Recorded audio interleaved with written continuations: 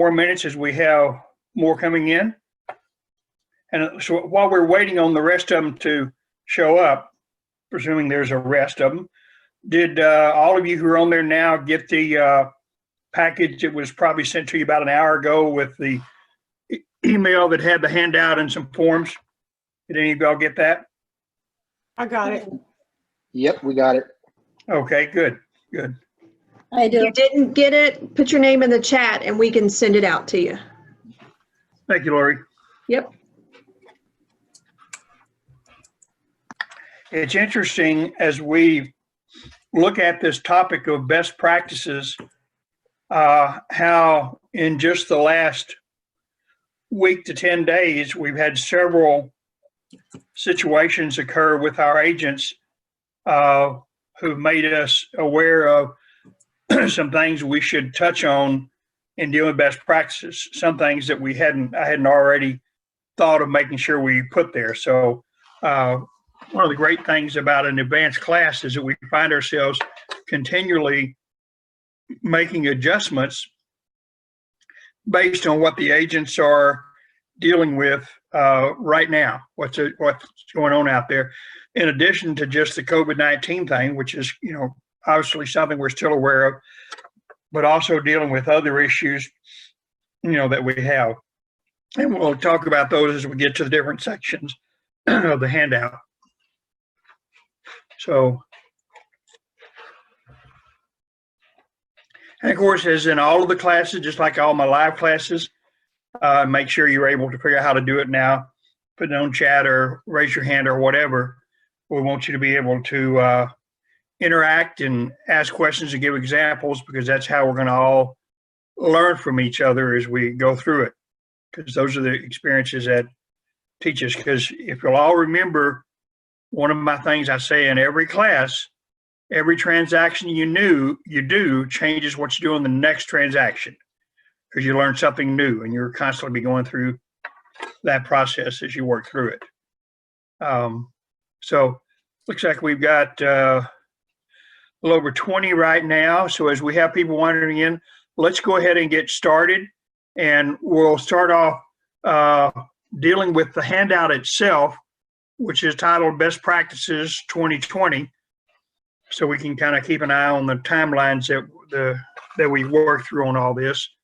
And I talk on that first page before I get into specific categories about the concept of best practices.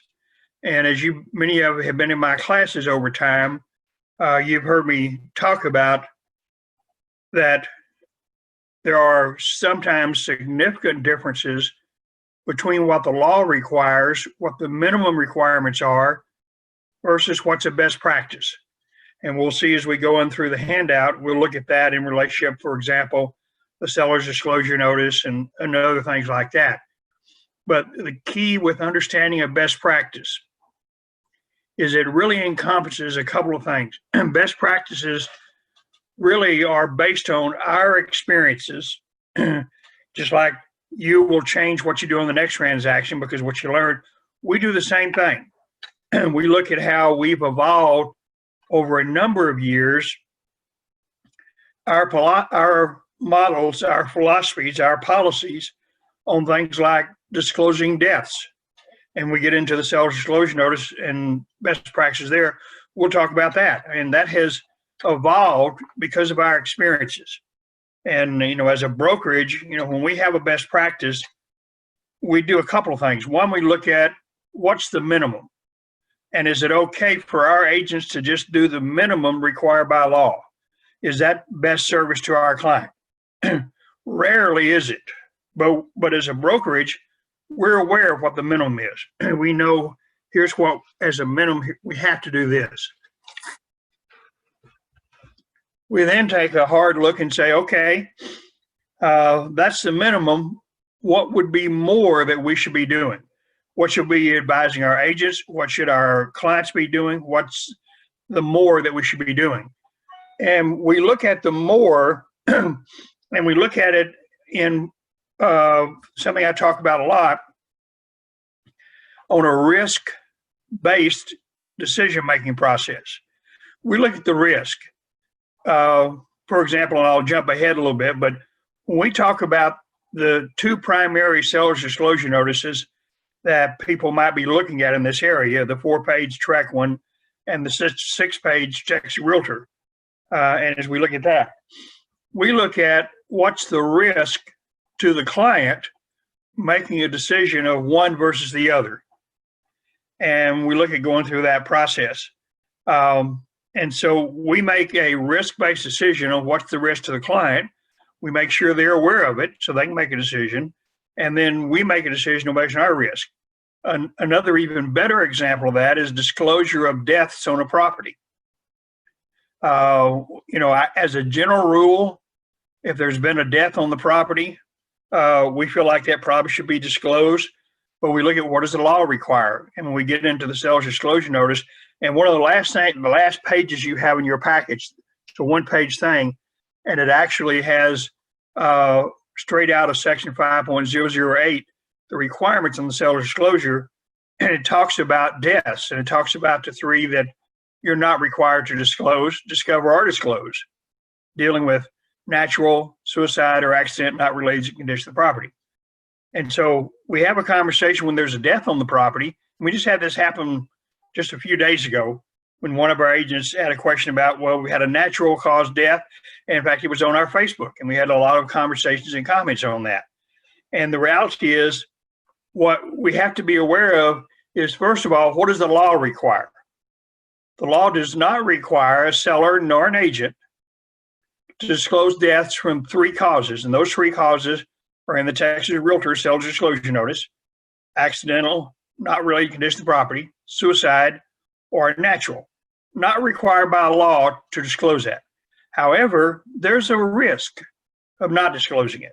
Just because the law doesn't require the disclosure doesn't mean that someone, a buyer who later finds out about it, couldn't take some action against the seller or against the listing broker. And we see this most in the area of suicides, because there are many, many buyers who it's just horrific that a suicide occurred on the property. I think it affects, everything about it, and karma and all that, and is a real problem. But it's not required by law to disclose it. But the reality is there's a risk there. We have that conversation with the seller, because one of the things we're clear. We're absolutely clear.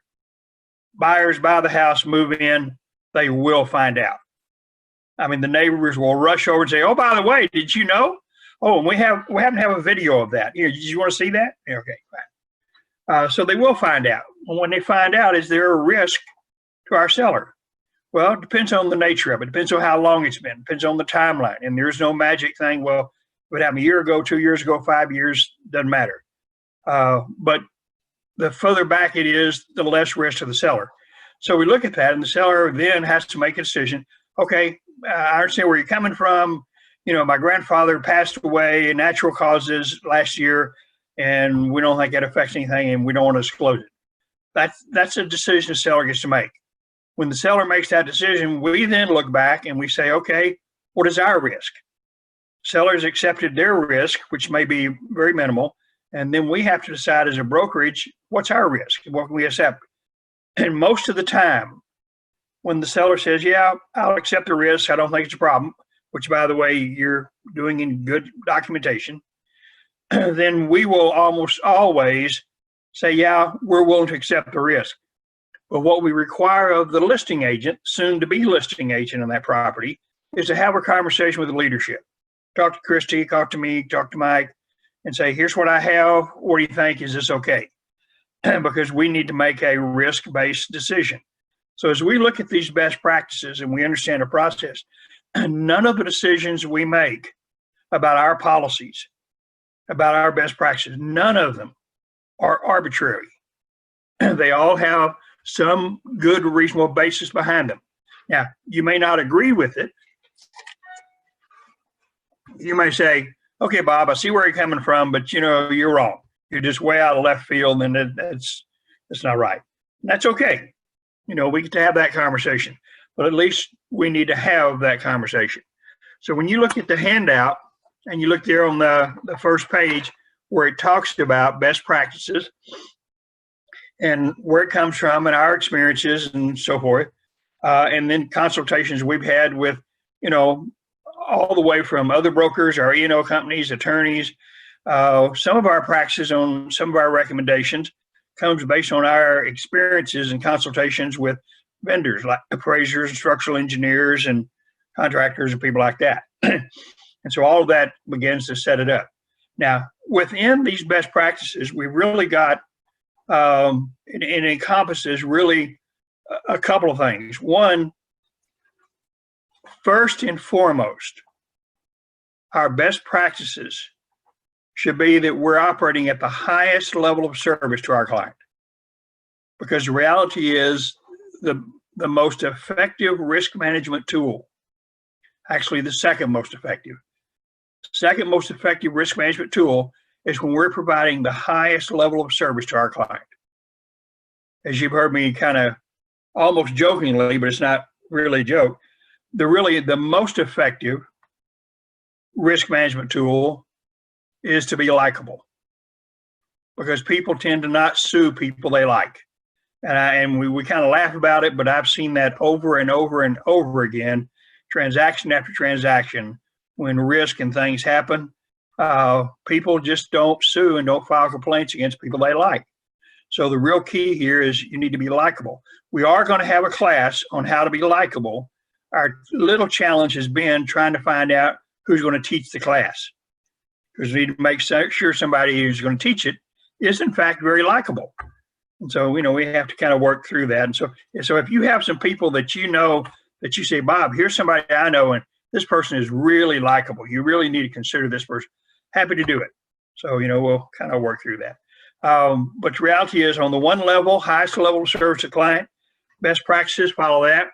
And the other best practice part of it is it's a little bit of a CYA, cover your assets, to deal with possible liability issues. And frankly, that's the less important of the two. We have protection for liability. That's why we pay money into our E&O insurance. That's why we consult with attorneys. That's why we go down that road. That's why we establish relationships with people at Trek to work through those kind of situations. So that part of it is, frankly, while it's important, is not as important as providing the highest level of service to our client. So I've done a lot of talking so far. Any comments or questions on what I've said so far? We're kind of good so far. I see everybody's kind of muted, but raise your hand or let's unmute you and see what you've got. This is the hardest part of this for me, is ask a question and then wait until I can find somebody who's going to give us some input. Any thoughts on that, guys? Bob, this is Asad. Yes. Me? Yes. Okay, my question is, in any situation, can you just have the client maybe sign a disclaimer that they won't sue you?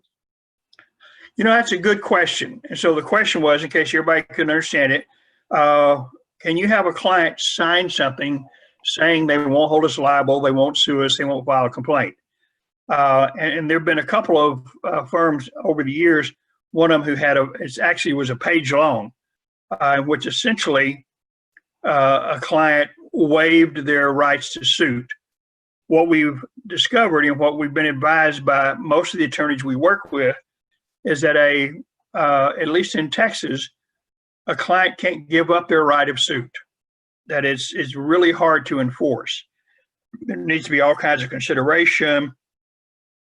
Needs to be something more than, cover your assets kind of thing. So it's really a hard thing to do. That's kind of why we have the, and all those kind of things to kind of deal with it. So it is a good thought, see if they can, do something there. But our feeling for the most part is probably not. In fact, we noticed that in the law, specifically Deceptive Trade Practices Act, there's a requirement, because there is the ability of a consumer to waive their DTPA rights. But if they do that, it has to be in bold print, has to be in clear, understandable language, and they have to, at that time, be under advice of counsel. So there are some specific requirements, even in that case, which is statutory, that creates its statutory right, in which certain kinds of things have to be done. So great question. And it would be a nice thing if we could do that. Of course, it kind of be a red flag if you're a potential client of somebody and their first act is say, oh, by the way, I'm happy to represent you. Just promise me you won't sue me. Might be a red flag. They may say, well, why are you even bringing that up? Do people sue you a lot? Thank you. Well, not so far. That kind of brings up one of the questions that we probably should be asking our clients is when we ask them about their experiences, what they expect, all kind of, you want to ask them about their hobbies. Like, is one of their hobbies going to a small claims court? Do they like to sue agents a lot?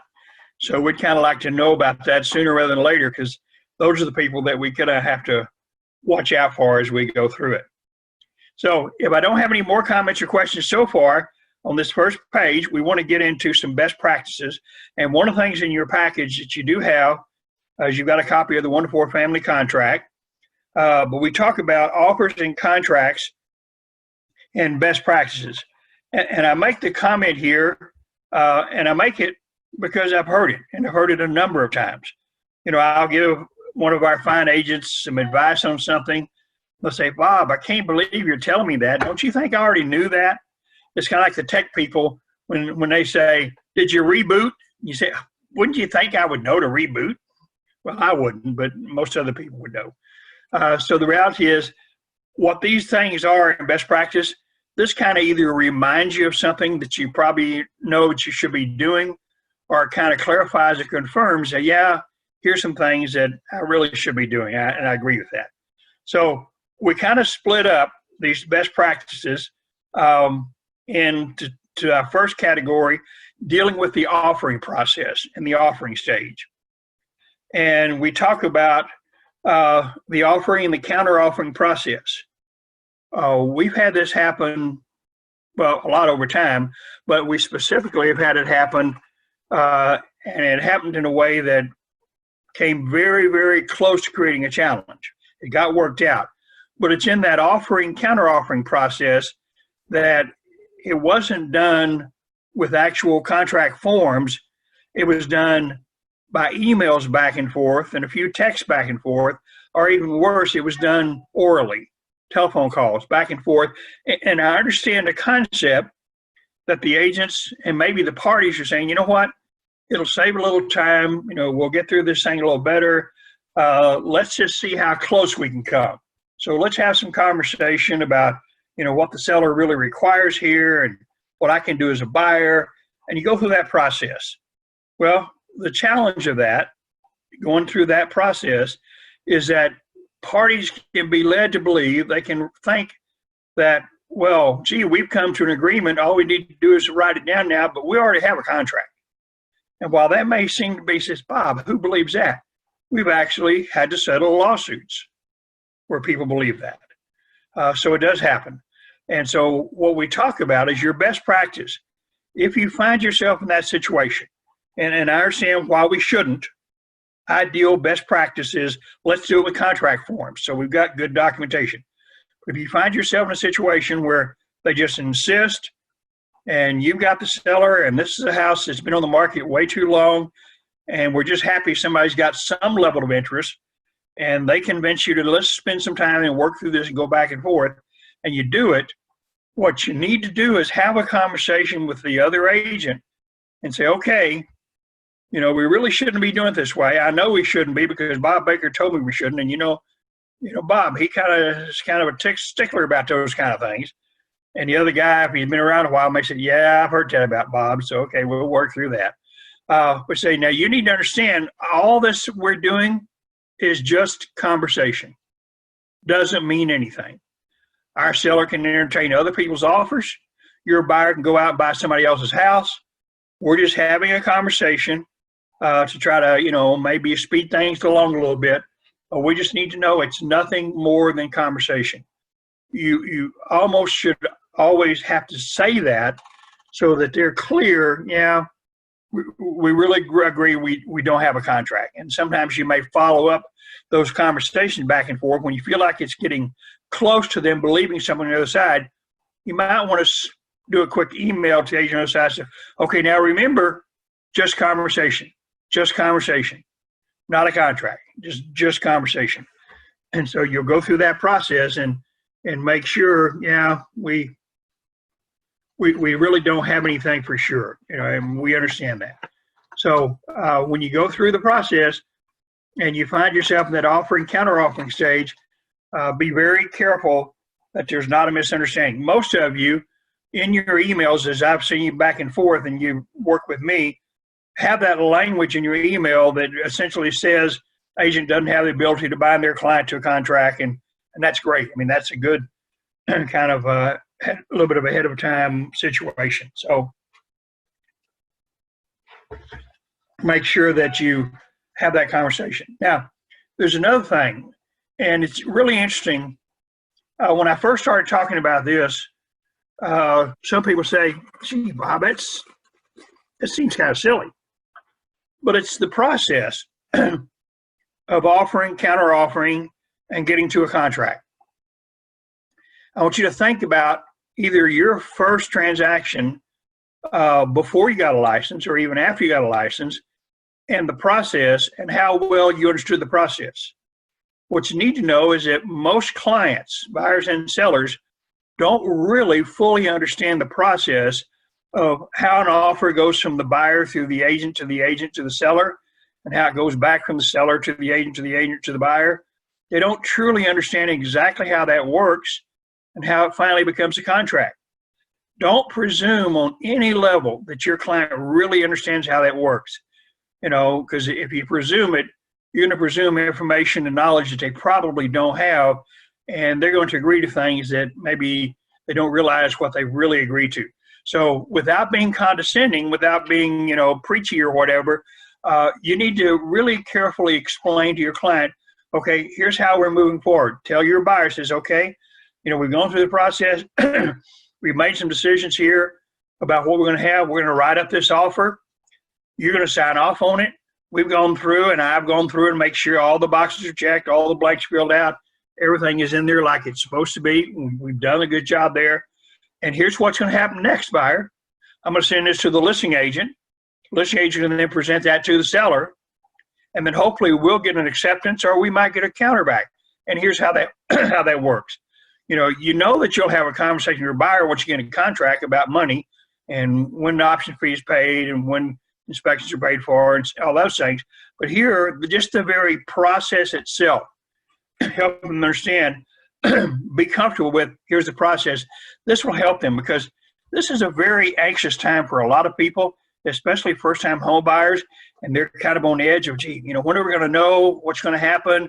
When are they going to get back with us? And you need to be very patient, very calm, and help them understand, answer their questions, make them feel comfortable inquiring of you what they probably think, I really hate to even ask this. It seems so silly. This seems like such a basic question.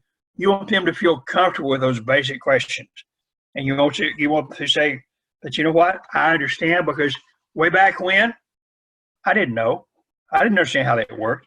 And by the way, how that works changes over time, and how that works is different in different states in the country. There are some states in the country that actually have offer and counteroffer forms that are promulgated by the state.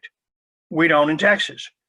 Other states do. And so they may have come from another state with an entirely different process. They may not be a first-time home buyer, but this may be the first time they bought or sold outside of their corporation environment where they had a reload company that basically took care of everything. It may be that this is the first home they bought that wasn't a new home. If all they've ever bought was a new home, the process is entirely different than buying a home where agents are involved. So you need to be patient with them and help them understand this is how that works and goes through the process. Any questions on that to that process before I get to the next little step? Any thoughts? Hey, Bob, it's Laura. I do Yes, have Laura. one thought. And I'm going to not make an assumption, but I'm going to ask a question based on an understanding. We've just come from a very busy market where sellers may not have wanted to commit themselves in writing if they were going to send an answer back. If you have one of those properties that is very likely or maybe is under multiple offers, What is the best practice for the seller to convey their wishes back without putting it in writing and Okay. binding themselves? It's a great question. Everybody hear the question?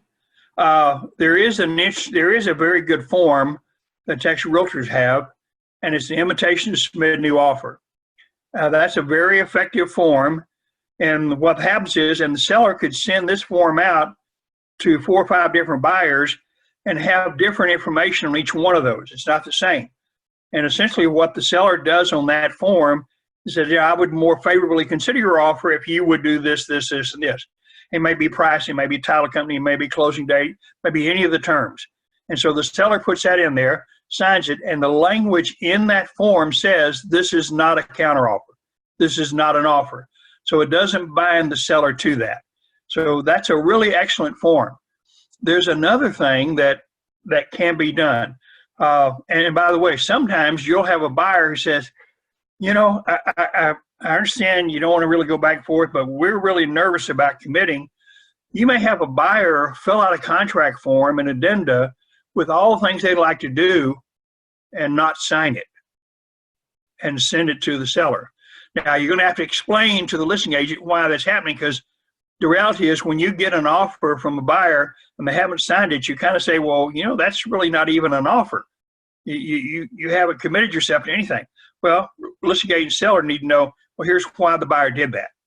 We do have that situation when you're dealing with a buyer who is not represented and really doesn't know what they want to do in an offer, and we call this a reverse offer, where our seller, for the listing agent, will fill out a contract form and addenda for the seller based on what the seller wants to do.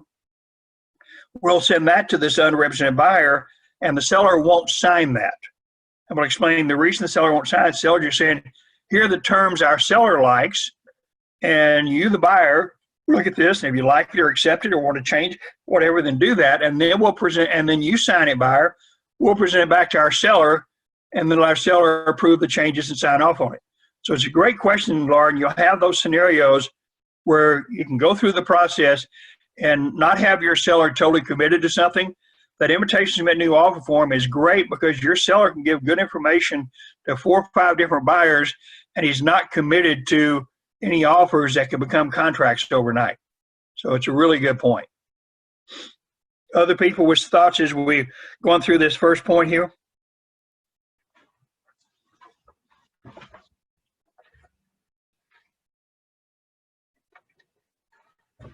Ready for the next little point? Okay. One of the things that, before I go down into the contract best practices, is that, and I mentioned this a little bit earlier, I said one of the absolute best practices, and I use the phrase absolute, saying that as an agent, you have to do this every single time. Never an exception. Now, as optimistic as I am, I'm not naive. And I understand nobody does anything every time. We're just all human nature. But if you have an absolute, if you say this is an absolute rule, what will probably happen is you'll do it 90, 95% of the time. And that's great progress. And eventually you'll say, well, this is so important, I'm going to do it all the time. But one of the absolutes, and I talk about this, whichever you have, buyer or seller, doesn't matter.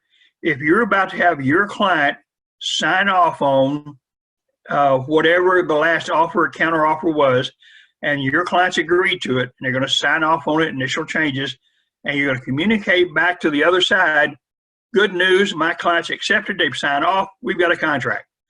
Before that happens, you have to go through every single paragraph, every box, every blank, and make sure what is there is what we thought should be there and what your client agreed to.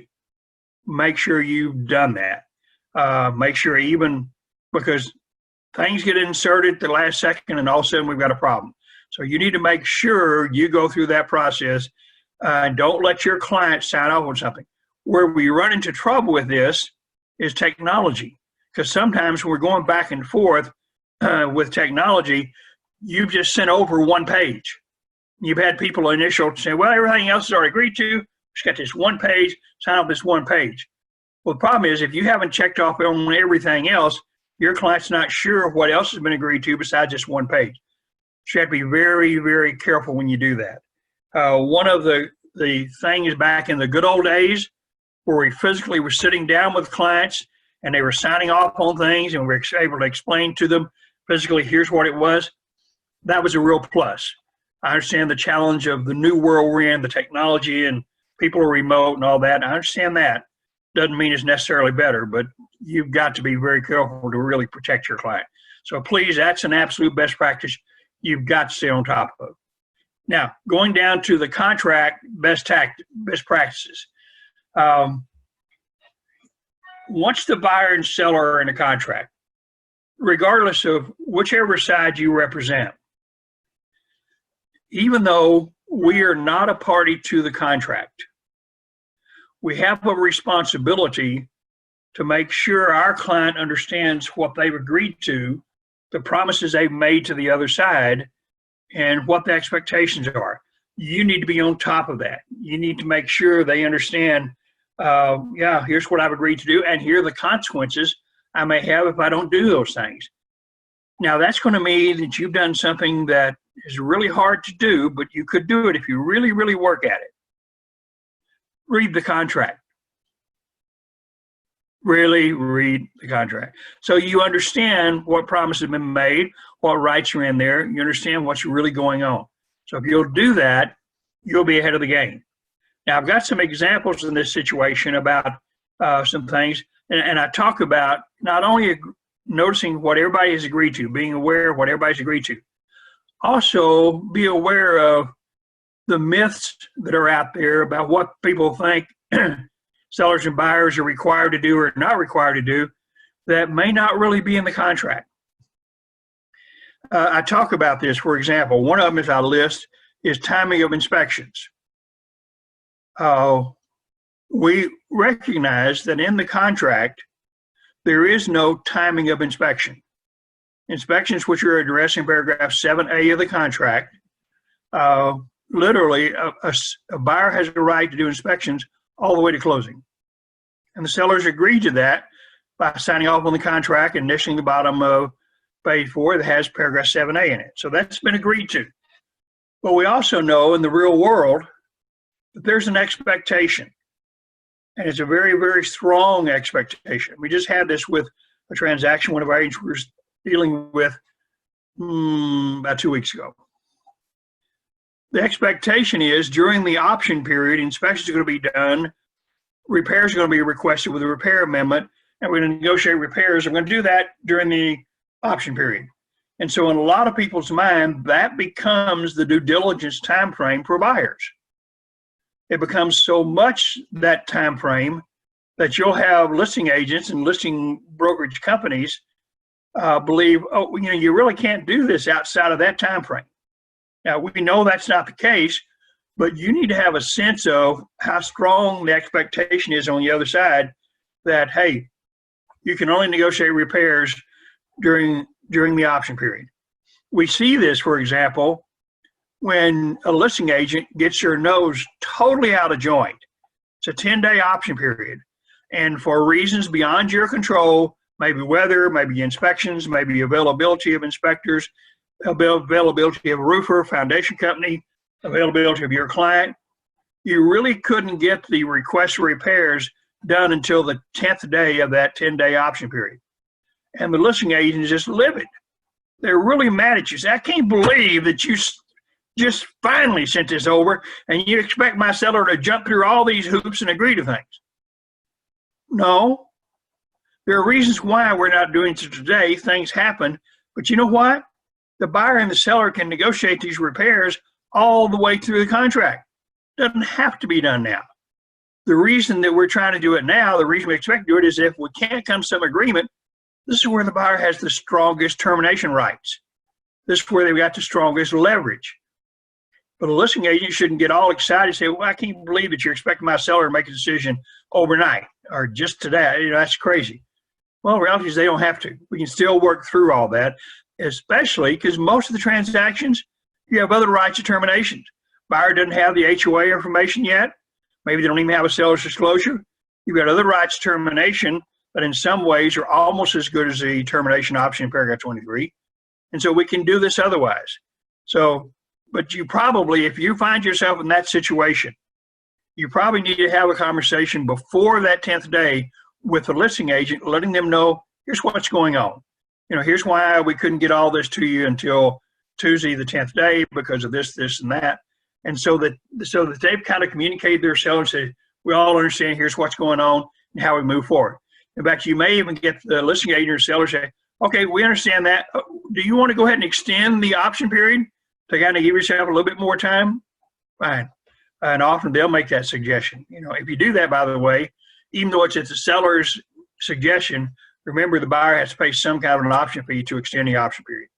But the timing of the inspections, you need to understand there's certain expectations. And as you have the buyer going through this transaction, you need to make sure that you have a good sense of what the expectations are from the seller side of the transaction. Repairs. One of the things, particularly as you represent the seller, you need to have a very good understanding of what the seller is required to do regarding repairs and what they're not required to do. And as a basic reasonable statement, there are some exceptions, but they're very rare.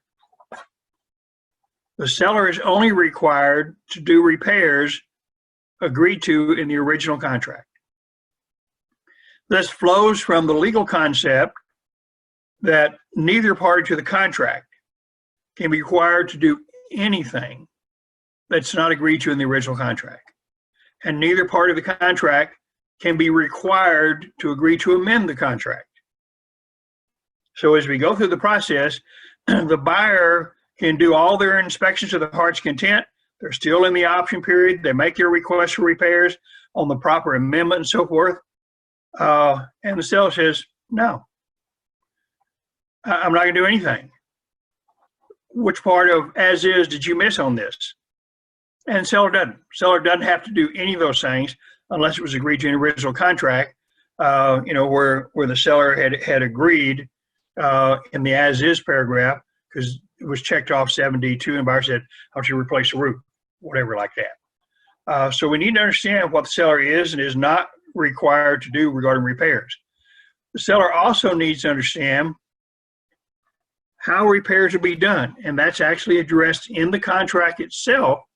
You know, we see again in paragraph 7, where specifically it talks about in 7F how the repairs are completed, when they're completed, who can do them. And your seller needs to understand they don't get to fix these things, you know, on their own, on this, you know, on this the cheap and easy way, unless the buyer and seller have agreed to that. Seller's got to do it in ways that are included in the contract. Even lender required repairs are not required by the seller. And in paragraph 7E of the contract, it explains that, it discusses that.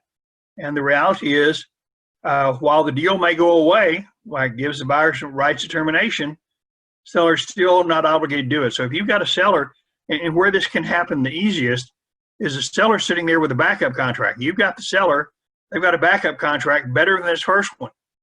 And while they can't make this first contract go away, one of the ways that they may cause that first buyer to go away is don't agree to do anything. And then this may cause the buyer to say, well, if you don't do all this stuff, we're going to terminate. So it says, oh no, don't throw me in the briar patch. It's terrible. So you have to work through and deal with that. So you really need to have a good sense of what your seller is and is not required to do. Also in line with that repairs, a buyer is going to expect receipts for repairs. In fact, but in fact, as we know, nowhere in the contract does it require receipts. If you've got the buyer, you're going to request receipts for repairs. You're probably going to do it in the repair amendment, but you need to say more than seller to provide receipts for repairs. That's a terrible phrase because some of these receipts, you can't even read them. They need to be legible so that we really know what has been done. We know who's done them. You know, we know this work has been completed, and you don't want these things to be provided at closing. You want to be done prior to closing, because at closing, there's too much pressure on everybody to close. And when the seller says, you know what, we did all that, we got it done, but we forgot, I mean, it's packed and it's on its way to New Jersey, so we'll send it back to you later. Well, buyer's probably going to go ahead and close, hoping that that's what happens. But as you go through it, you need to understand there's certain kinds of things that you'll want, but it's not included in the contract. And receipts are a big one. But a buyer very reasonably expects, hey, you've agreed to do these repairs. Sellers, I need for you to prove that you've done them. Nothing in the contract requires the seller to prove it. And so you come up with that. Just like the other thing I mentioned on the list here, cleaning the property. There's an expectation of buyers that they're going to close and go to a clean house. Seller's not required to do that. Seller's not required to clean the house. Seller's not required to remove any items in the house. Not required to do any of that. And so you need to have a good sense of, from the buyer standpoint, what they're required to do, what they're not required to do, and from the seller standpoint. Because sometimes sellers will go ahead and do things thinking they're required to, and they'll get mad at their agent later when they find out, well, I really didn't have to do that, did I? And so you need to have that conversation as you work through it. Questions on any of that so far? I also mentioned access to the property and utilities. We've just had this recently, a couple of transactions where the utilities were turned off prior to closing, which created a real problem for a buyer doing a reinspection. And so you need to make sure as you go through that process, seller understands in paragraph 7A, he's allowed access to the property during the entire term of the contract, and utilities are on. Now, one of the things we're going through right now with COVID-19, more and more sellers, particularly sellers who are still living in the property, who are really falling down on the reasonable access situation, which is what's in 7A. They're saying, you know what, we really need to control who's coming to this property, and we need to not have every day we turn around and there's somebody else coming, another inspector, another whatever, and go through that. So I got a little message here that from Jenna Ward that Marcia has a question. Marcia, are you there? I'm here. Unmute yourself.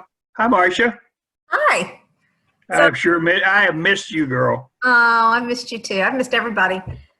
Well, almost everybody anyway. What is your question, young lady? My question is, what happens at the walkthrough? The buyer finds damage, maybe it was hidden damage or something that happened when the seller was moving out. What recourse does the buyer have? Yeah, that's a great question. And here's our challenge.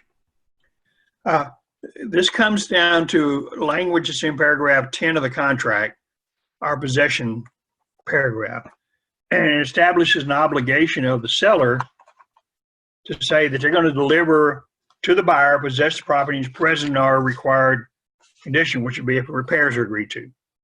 Our challenge when the buyer goes through the walkthrough and finds something is being able to prove up and says, you know what, this problem wasn't there when we entered into the contract. And it's there now. And so the seller's got to take care of it before he delivers possession to us. And he's agreed to that in the contract. And if the seller says, well, no, that's been that way since day one.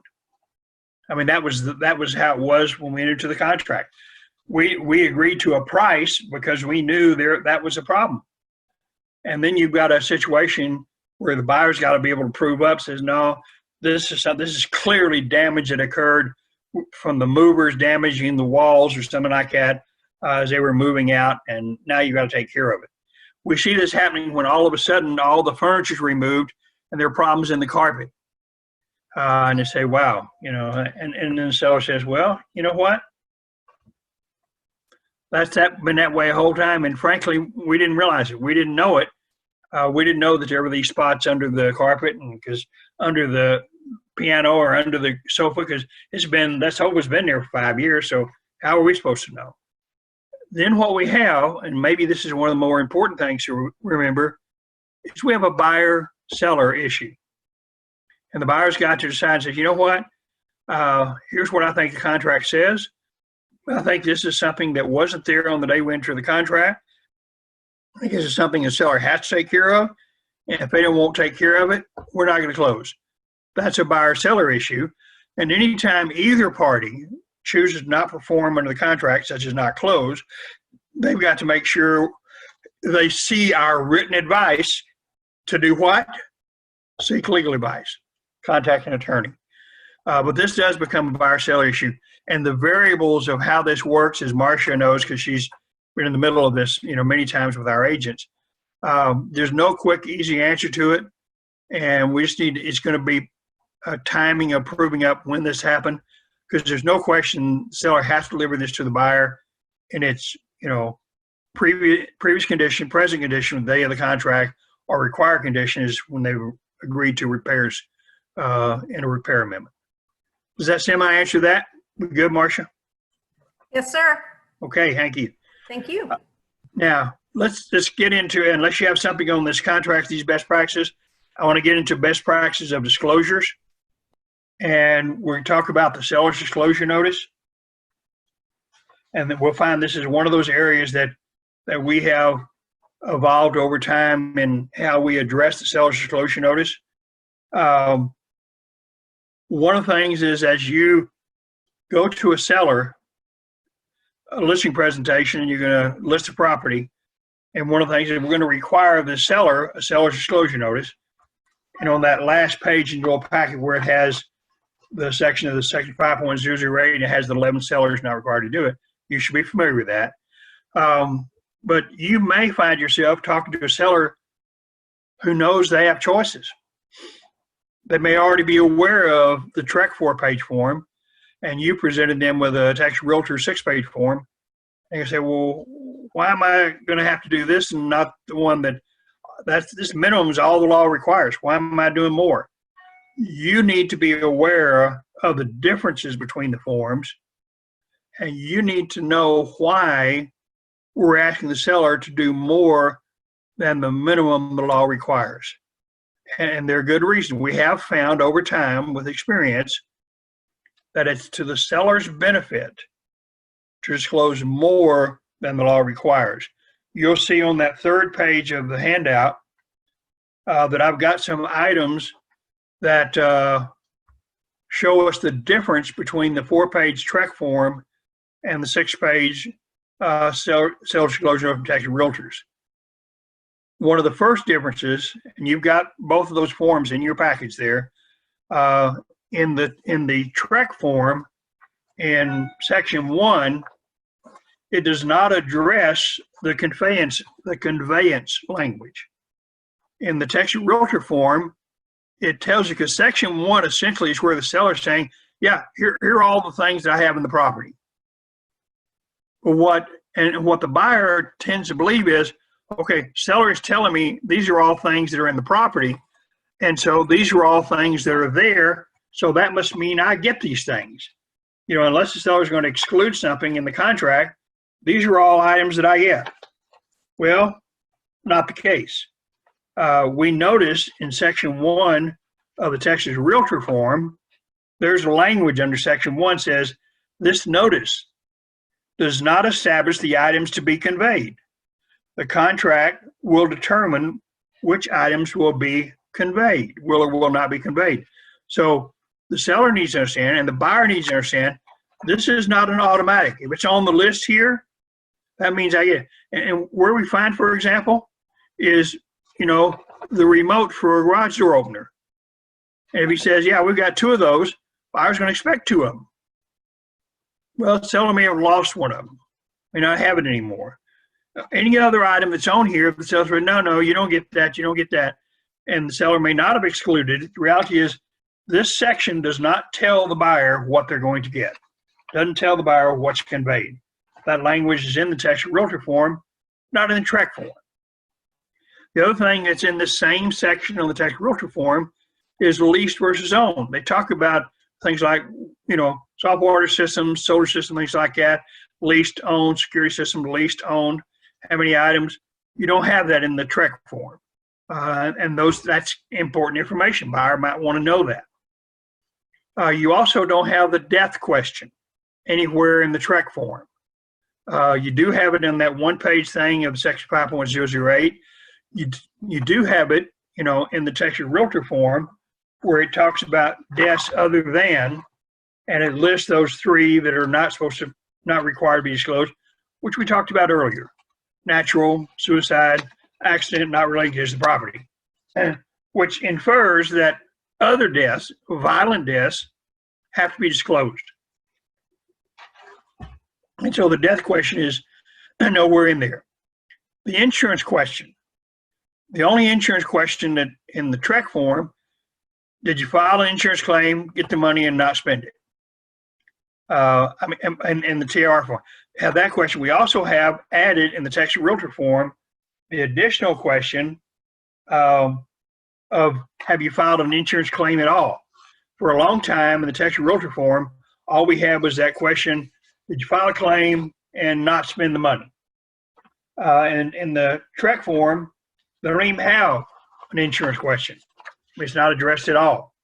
And I think most of us would think, from a buyer's perspective, wouldn't we want to know if the seller had filed an insurance claim at any point in time? Yeah, I would like to know that. We don't have an previous inspection question in the TREC form. We do in the Texas Realtor. We have a square footage advisory in the Texas Realtor form, don't have in the TREC form.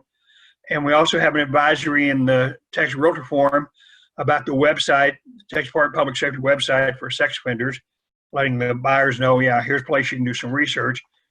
And we also have a good little statement at the end of, and the additional information for the Texas Realtor form that says the seller's the one who filled this out, and the broker is relying on that information, and the broker had nothing to do with it. It's totally seller form. And that's kind of a good little advisory there of how we deal with that. Any questions so far right now on this seller disclosure before I go into the next section? Yes, Yes. I have one. Okay. If we've inherited a listing, let's say it was listed by Ebby and then we ended up getting the listing. Ebby's form is very long and it has their brand on it, their brokerage on it.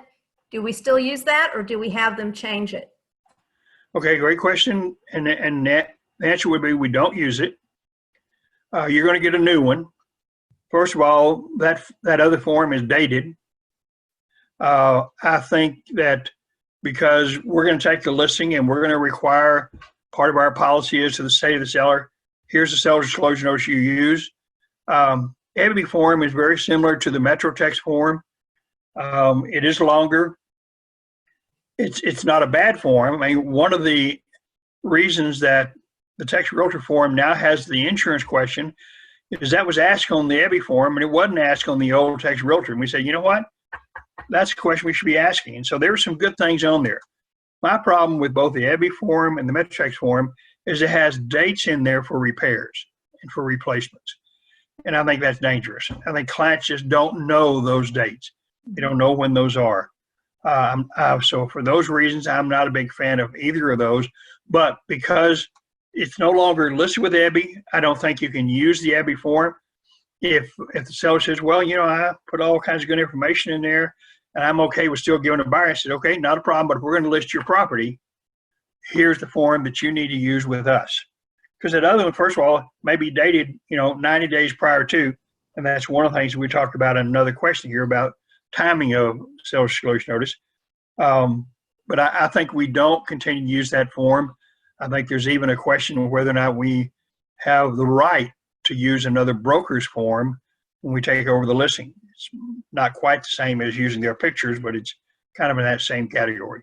So my thought is that when you are out there and you're going to take that listing and they say, okay, here's the seller disclosure we had that we filled out 5 months ago. Oh, okay, that's a good one. They're good people. That's a good thing. But here's what you're going to have to do. Here's the one you're going to need to use. Because one, we don't want a buyer looking at a 5-month-old seller disclosure notice, saying, well, nothing's happened between then and now. And, where's the good one? Where's the new one? Where's the whatever? So my simple answer to you, Marcia, is no. I don't think we can use the Ebby form. I don't think we should. Okay, thanks. I have a follow-up question to that. Yes. Uh-huh. As the listing agent, you've taken over someone else's listing. Shouldn't you be looking at the other seller disclosure form if it's still available and seeing if there's any discrepancies?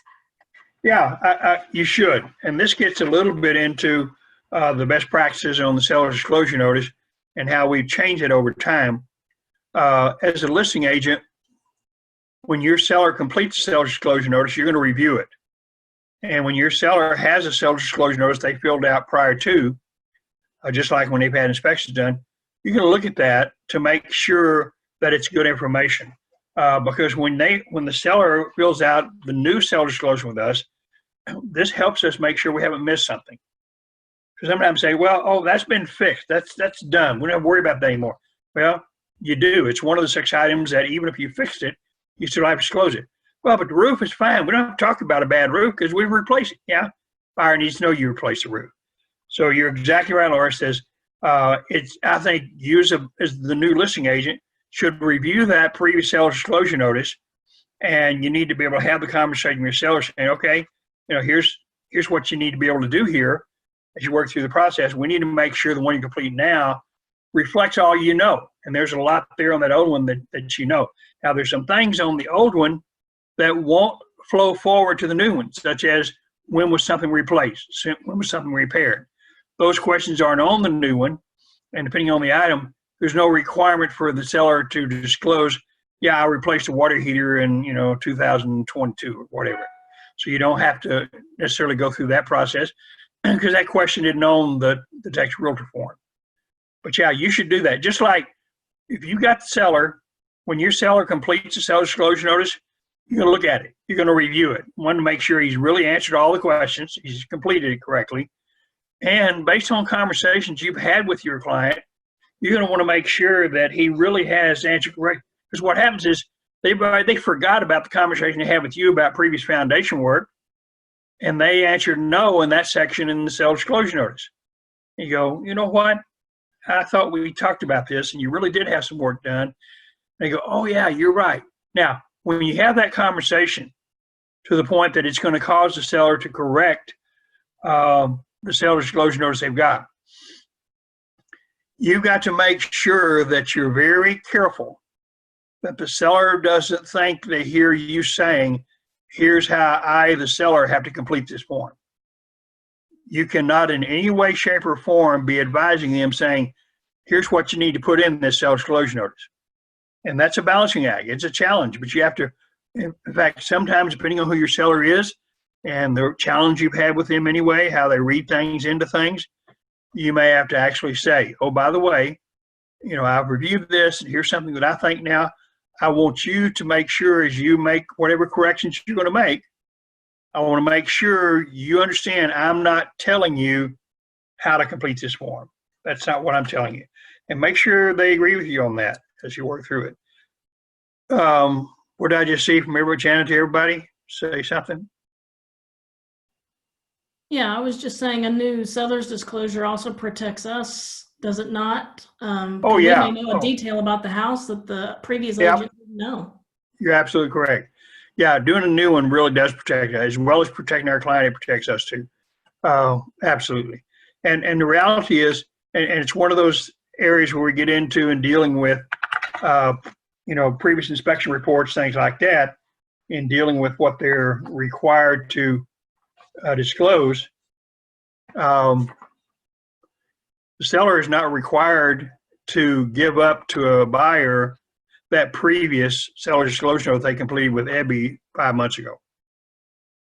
They need to make sure what they've got in the current one is what they know, including what they knew from the old one.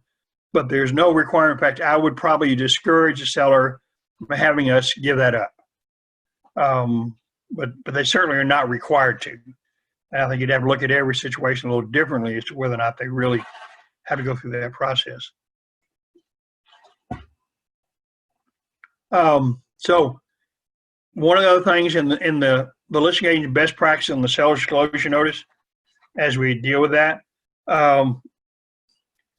you need to help the seller understand that here's the process. As you gain new information about the property after the date you completed the seller's disclosure notice, because there is a timing factor.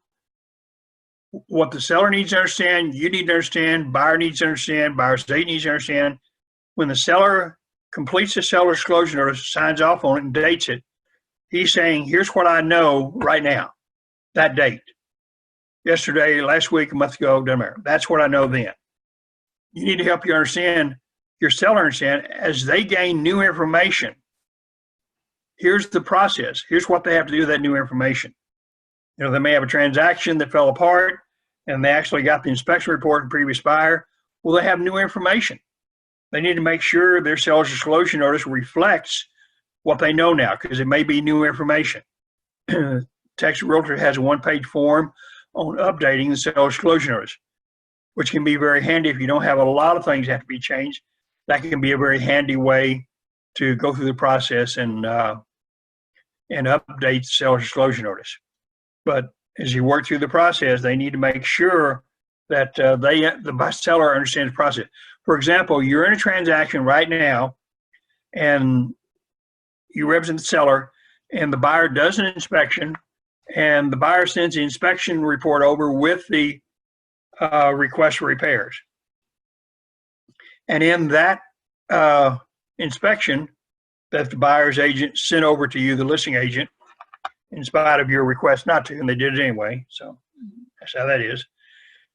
And the seller says, wow, okay, I didn't know about that. That's new information.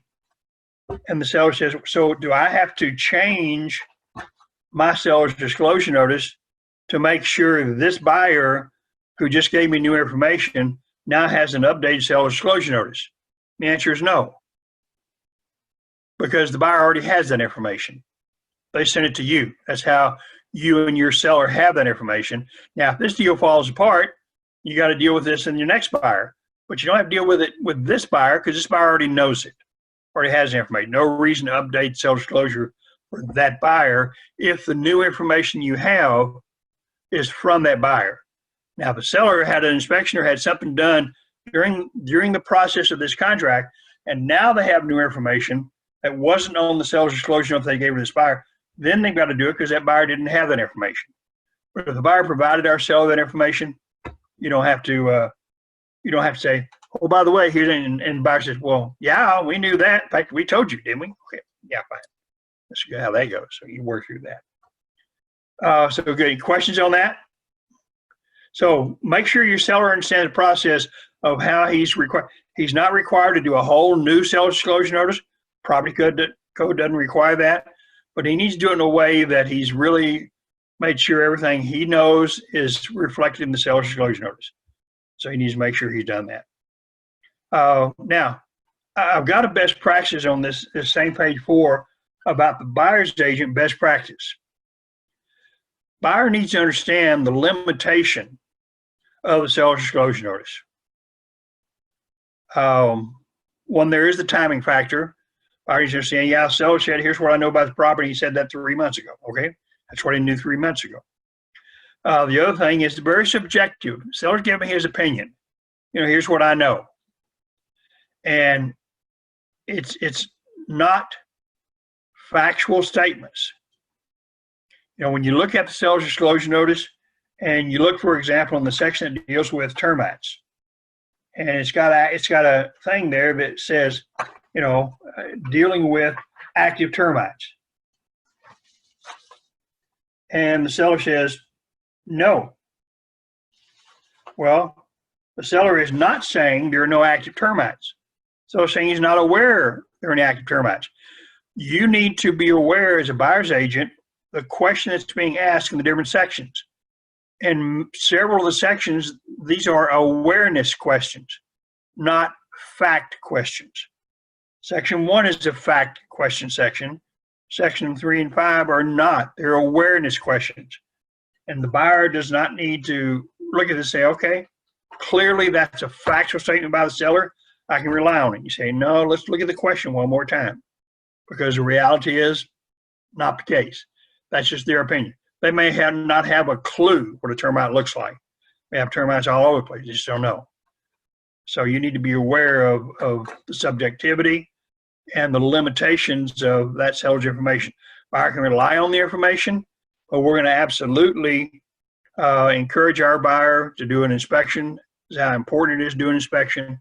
In fact, we have a form. If the buyer chooses not to do an inspection, here's an inspection advisory form that we want them to make sure that they sign off on. Questions about that anymore before I go into our best practices for agents?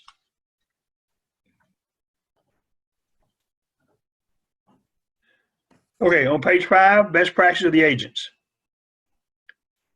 One of our challenges, I've talked about this a number of times in different classes in different ways. What you know and how you communicate it, and then following the second statement, the source of your information. One of the things, and I say it kind of jokingly, but I'm also kind of serious. You need to realize you don't know anything.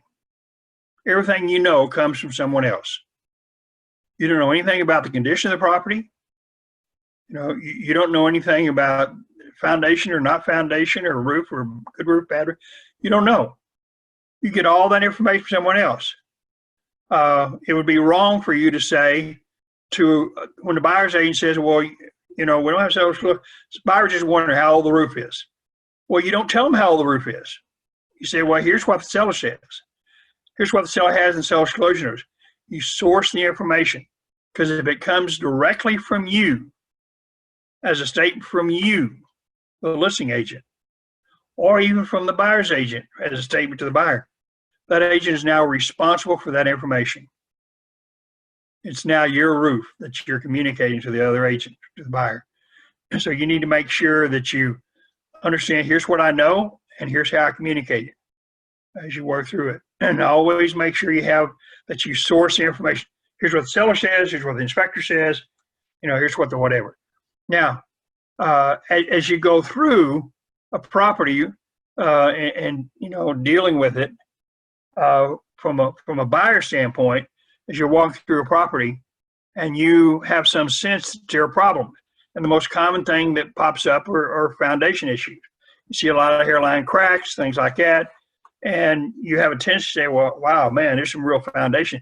And you've been in business a long time, you got really a lot of experience foundation. You say, yeah, I know there are foundation issues here. Well, you can't say, hey, this house has foundation problems, because that's not part of the authority of your license. You've got limitations here. What you can say is, you know, based on what I'm seeing, I'm observing, I would encourage you to have a foundation company take a look at this, or I think you should probably have a structural engineer come out. I'm not saying you do or do not have a problem, but I would encourage you to do some further research. Now, sometimes you'll have the track inspector make some comments and encourage the buyer to do that, maybe one of their recommendations to have a structural engineer. So how you say that, though, is important. You can't say, yeah, boy, you've got foundation problems, or you've got this or that or whatever. You don't know. What you're saying is, based on my experience, based on my observation, I think you need some research here. You need to be very careful not to be making a factual statement that goes beyond the authority under your license. I've got on my list here best practices, and I've mentioned this several times. Always advise a buyer to do a reinspection. And of course, you're going to do that in writing, in an email. So you have documentation that you advise them to do a reinspection. Now, this is a little bit more than just a walkthrough. Buyer doesn't have to do it, but you have to advise them to do it. There are no exceptions to that. You need to make sure they, in fact, do that. That they know that you're advising them to do that, and here's the why of it. Particularly if there are repairs that a walkthrough won't resolve whether it's done or not. AC repairs, things of that nature. Reinspection will be pretty important as you work through it. That repairs agreed to have, in fact, been done as you work through it. And by the way, along the same lines, and we talked a little bit earlier about a walkthrough, sometimes you've got a logistics problem with your buyer not being available to do a walkthrough. You cannot step in the place of the buyer and do a walkthrough and advise them repairs have been done.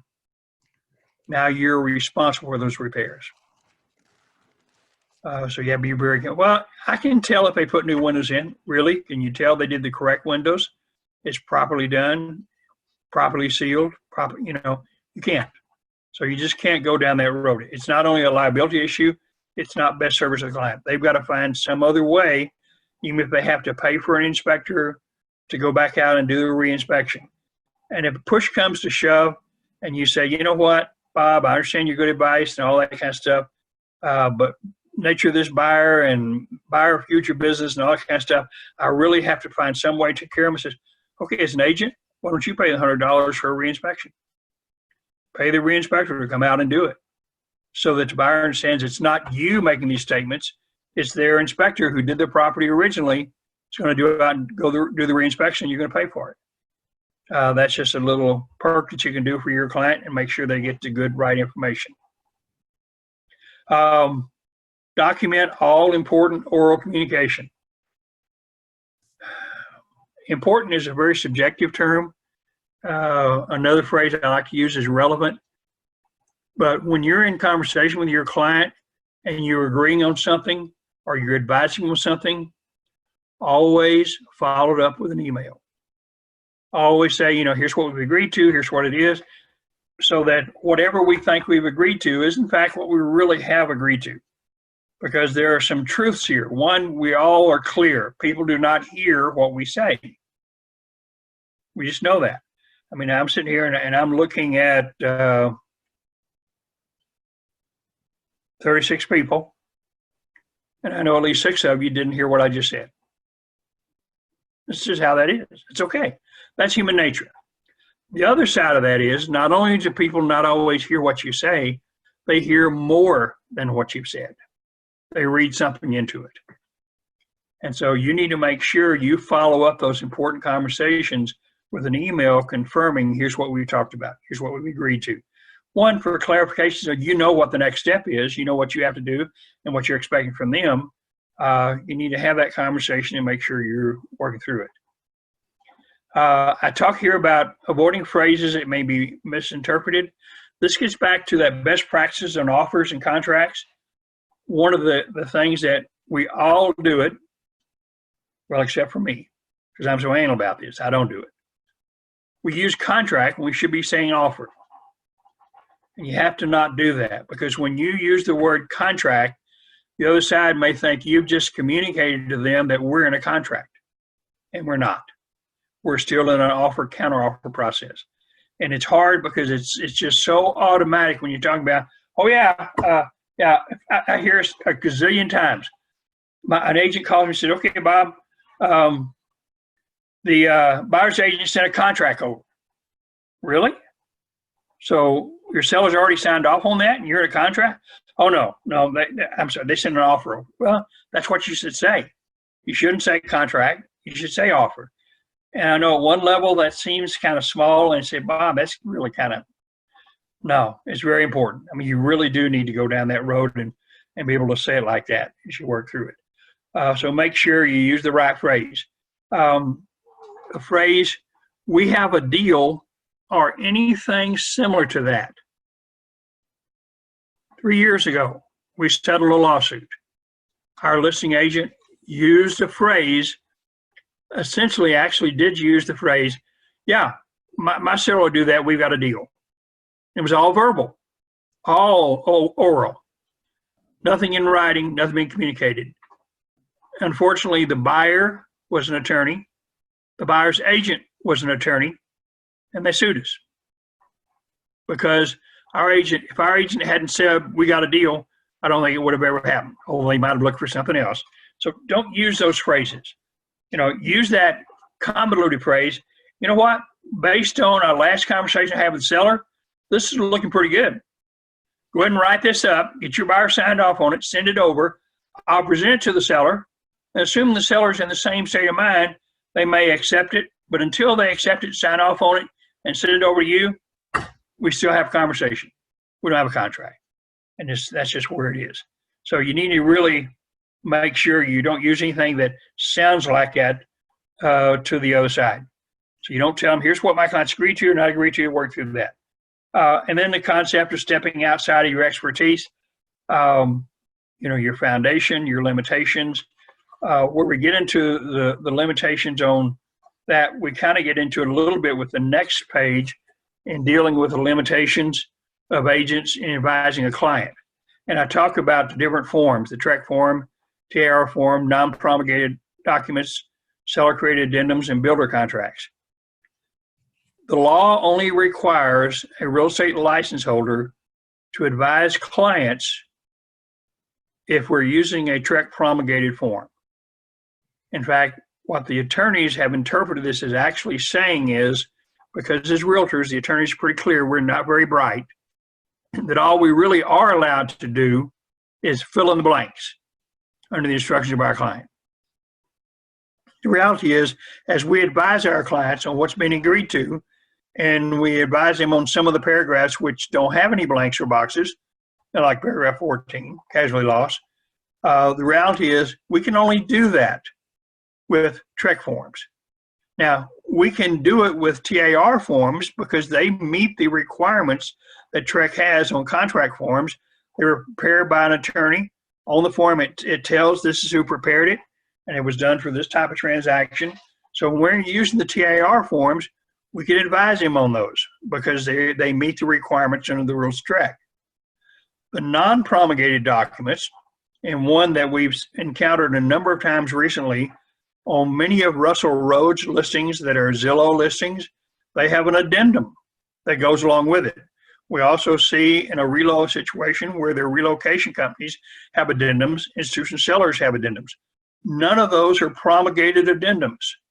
We cannot advise our client on those. We need to have our advice to our client, need to seek legal advice there and working through that. What we can do is look at that and point out, here are the main areas of concern. I can't advise you on the legal impact of these things. Just can't do that. But here's some things that affect, on the Russell Roads addendum that we look at it, it talks about certain things in there, inspections and so forth. You need to have a sense of that, how it relates to what's in the contract and what the buyer may, contract form itself, what the buyer may be agreeing to with the use of that addendum. But you don't have the ability to do that. Just like with a builder contract. Unless you're using one of the two TREC build new home contract forms, complete construction, complete improvement, and incomplete construction, which you can make advice on that. You cannot advise them on a builder contract. I think it's fair for you to be able to say, as you say it nicely, buyer, you need to understand this builder contract was written by this builder and 2 rooms full of attorneys. And the instruction from the builder to the attorneys is write up a contract that favors us, the builder. That's to our advantage. But it's not so terrible that a buyer won't sign off on it. And that's what they end up with. And so you need to have the buyer understand, this is really not written necessarily to be even, Steven, and fair with you. And we can't advise you on it because it's not a TREC form. But here are some main things you'll be looking at. We can talk to them about the price. We can talk to them about the financing paragraph. We can talk to them, but there's language in there that has enormous impact on the legal rights of a party. They really need to understand it. Some of the builders essentially have a phrase in their contract that says, here's when we think we're going to close. If everything's still going okay when that date hits, we might still close, but you know what? We might not. Really iffy. And the buyer may be making all kinds of decisions based on that. Some of them say, once we give you notice that our property is complete, we're ready to close, you've got to close within 10 days, or in some cases 7 days. They need to know those things are in there. It affects their legal rights. So they need to be able to really understand that. But you've got limitations. It's just like, and I just had this happen just earlier today.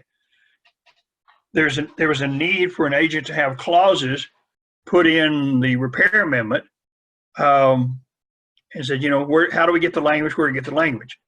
There was a clause that affects the legal rights of the parties. And what you need to look at is while we can, under the instruction of our client, put clauses in there, phrases that are factual statements or business details under the instruction of our client, we can't put any clause anywhere in the contract or amendment to the contract that affects the legal rights of a party, because that is something that it takes the parties to do and/or an attorney. We as agents can't do it. And if our client says, okay, I've done this before, I know how it is, here's how the wording needs to be. And our client says, yeah, I want this wording in there. We then have to give advice to our client. They should seek legal counsel to make sure what they're saying what they think they're saying there is in fact what's going to end up happening. Because sometimes the phrases they use that they think clearly they understand, here's what it means, is not going to be viewed by the other side. Yeah, we agree the same thing as the buyer does. They're going to interpret very differently. So you've got to be very, very careful. We need to make use of our attorneys that we know, especially the different title company attorneys who can help our client out with this. We're prohibited under the rules of TREC from paying for legal fees for our client in transaction we're representing them. But we can get some good advice from Charles Kramer and Kelly Milligan, Don Moore, people like that. They help us through that. Now, I've gone through a bunch of things right now so far at this point, and we're almost to that point where, because I think we're scheduled to go to 4 because we got the 4:30 Zoom call. Any other quick questions or comments about what we're talking about?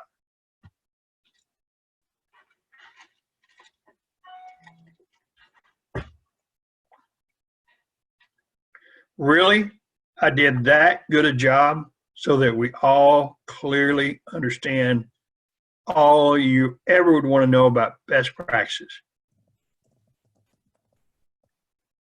Wow. It's not because I did a great job, it's just so you're so smart in listening to what I said. And I've never doubted how smart you guys are, and how good you are. But if we understand the concept of best practices, and we understand our evolution as a brokerage and how things will change, just like the death question, we deal with the death question now differently than we did, frankly, even 2 years ago. As recently as 2 or 3 years ago, we dealt with it differently. We're frankly much more flexible, but it's risk-based. We tell the client, here are your risks. What do you want to do? And client says, and if the client says, for example, I know the law, and the law says I don't have to do that. I don't have to disclose it. And if we say, well, yeah, you don't, but I think I'm going to do it anyway. If we disclose it against the authority of our seller, the seller can come after us. So if you feel so strong about doing that, the reality is you need to make sure that you understand that puts us into a lot of risk. And probably what you probably shouldn't do is take the listing if you feel like you've got to do that against the interest of the seller client. Any other good questions, anything? We still have a goodly amount of you staying here and staying awake. 34, that's great. It's really impressive. May I ask a question not related to this? Sure, absolutely. No problem, Laura. Has there been any updates on open houses in Dallas County that you're aware of? Great question. And I've reached out to several people on this.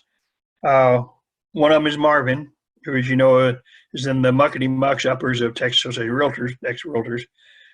And he says so far, Texas Realtor leadership is discouraging open houses in the first place anyway. They're also saying they don't have anything that tells us that Dallas County can have open houses. The governor's order doesn't specifically mention open houses when it talks about essential businesses. And we don't really have anything from Dallas County that's changed their rule saying that they will allow it. Having said that, I've noticed a number of firms down in Dallas are holding open houses in Dallas County. I don't know whether they know something we just don't know, and I've tried to reach out to a couple of people and say, what are you telling your agents? But we don't have anything definitive that tells us Dallas County is really allowed. I will say this, we discourage it. We're absolutely clear it better be at the insistence of the seller, and the seller's willing to take any risk that happens. And I think the big thing is if you do end up with one, make sure you're there and enough other people are there that you can control access to the property. You can control the numbers, because one of the things I think is the biggest concern for Dallas County people is accumulation of people, more than should be there. And so if you can do something like that, make sure you do it. But right now, barring we have additional information, and as soon as we hear it, we'll certainly get the word out to you. But right now, I would discourage you from doing anything in Dallas County. If you got a seller who's just chomping at the bit, say, you know what, seller, since you're a resident of Dallas County, let me ask you, call Clay Jenkins up, the Dallas County judge, and ask him if it's okay. And see if you can get a good answer. And if you do get a good answer, let me know, and we'll kind of move forward on that. That you. makes sense? It's good. Thank you. Yes, ma'am. Thank you. And I Hey, think Paula. hey, Bob. Yes, ma'am. It's Adrienne Leonard. Hello, Adrian. How are you? I'm good. How are you doing?